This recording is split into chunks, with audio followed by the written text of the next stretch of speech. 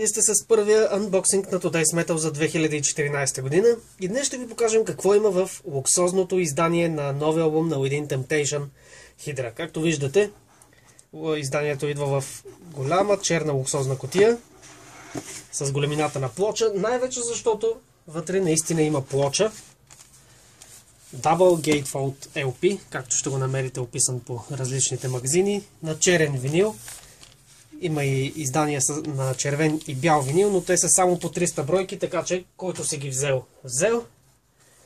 Отделно от това, сонгбук или иначе казано нотна тетрадка с нотите от албума. Ако сте музикант, може да се позанимавате. Бонус CD с инструментални версии на парчетата от албума. Но много хубаво перце, на което китаристите, а и не само, ще се зарадват. И разбира се, самият албум, идващ в луксозен медиабук с над 100 страници книжка, съдържащ всички текстове, снимки на всички гост-вокалисти, като Таря Туронен, Exhibit, бекстейдж снимки, концертни снимки и други. Това беше за сега от нас.